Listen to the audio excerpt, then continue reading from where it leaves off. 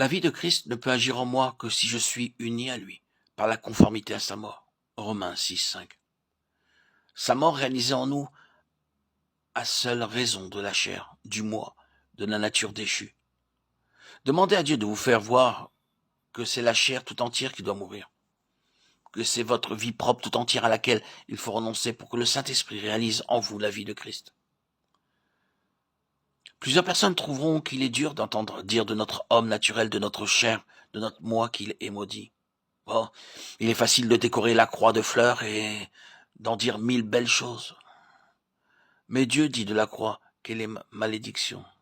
Le Fils de Dieu sur la croix a été fait malédiction. Galates 3,13.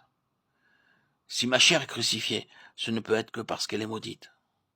Dans la vie d'un homme, le moment où il voit clairement que le péché est maudit est un moment heureux. Mais il en est un plus béni encore et plus humiliant aussi.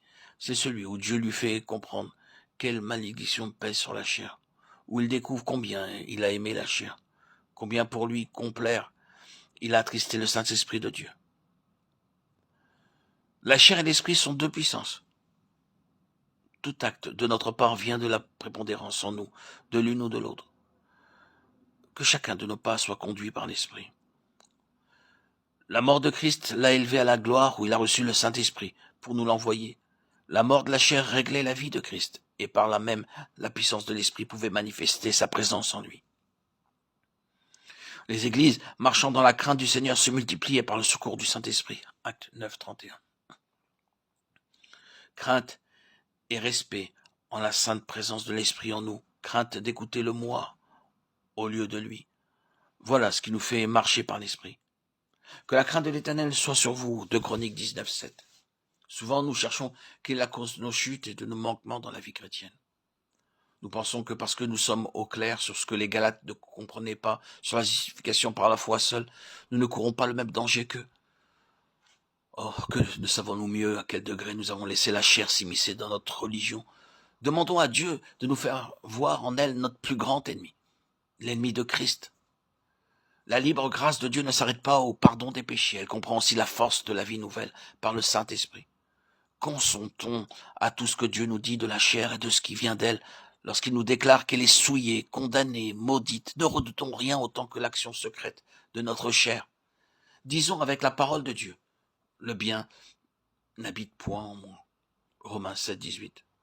L'affection de la chair est inimitié contre Dieu. Romains 8, 7. Demandons à Dieu de nous montrer que l'Esprit doit nous posséder tout entier si nous voulons lui plaire en toutes choses. Croyons que si nous nous glorifions chaque jour de la croix, que si par la prière et l'obéissance nous vouons la chair à la mort de la croix, Christ recevra le sacrifice que nous lui faisons là, et que par sa divine puissance, il maintiendra en nous la vie de l'Esprit. Nous apprendrons alors non seulement à vivre par l'Esprit, mais à vivre comme ceux qui ont été affranchis de la chair, après l'avoir crucifié, et nous marcherons réellement par l'Esprit. Dieu de bonté, je te prie de me faire comprendre tout ce que ta parole m'enseigne, quand elle me dit que je puis marcher par l'Esprit après avoir crucifié la chair avec ses passions et ses convoitises.